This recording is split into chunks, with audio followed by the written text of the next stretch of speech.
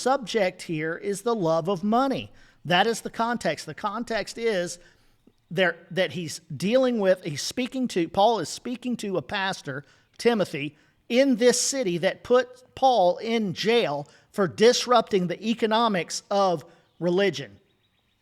And so you better believe there's people that are entrepreneurs that are saying, all right, Aphrodite is not so popular right now, but I'll tell you what, everybody's going and following this God that Paul was preaching.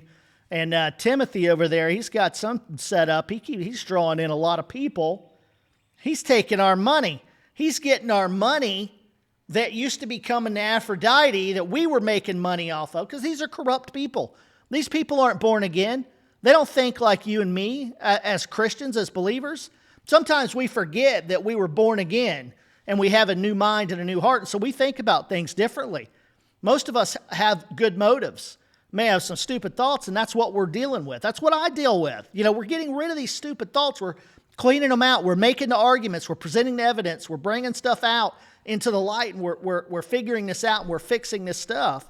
And so these people were corrupt, making a lot of money on religion, and they started coming in. And so Paul's warning Timothy, be on the lookout for this stuff. Be on the lookout. Don't let these people lead these new believers that are immature, that don't know anything yet.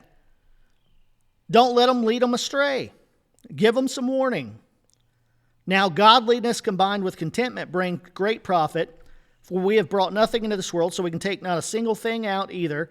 But if we have food and shelter, we will be satisfied with that. Those who long to be rich, however, stumble into temptation and a trap and many senseless and harmful desires that plunge people into ruin and destruction. For the love of money is the root of all evils. Some people, in reaching for it, have strayed from the faith and stabbed themselves with many pains. But you, as a person dedicated to God, keep away from all that. Instead, pursue righteousness, godliness, faithfulness, love, endurance, and gentleness. Compete well for the faith and lay hold of that eternal life you were called for and made your good confession.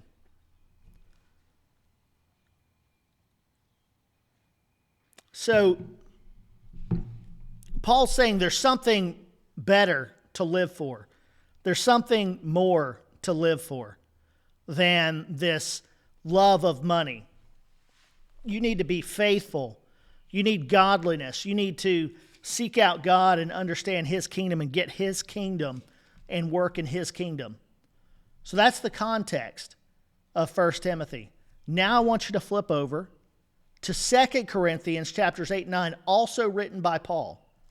2 Corinthians, both chapters 8 and 9, are written about money.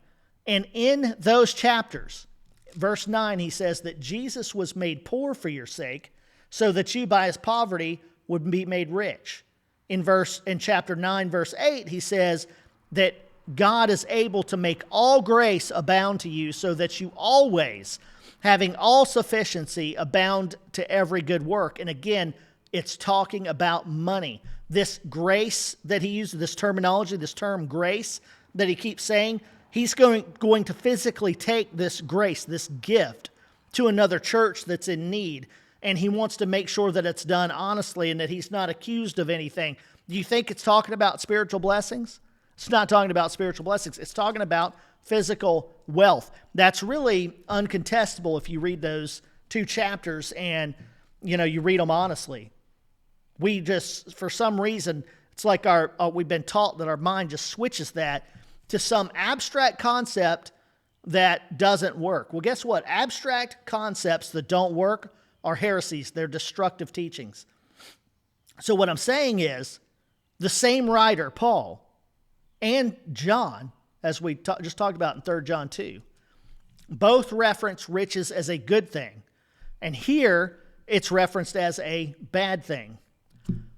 We understand the context better now in 2 Corinthians chapters 8 and 9, where it says that Jesus made us rich.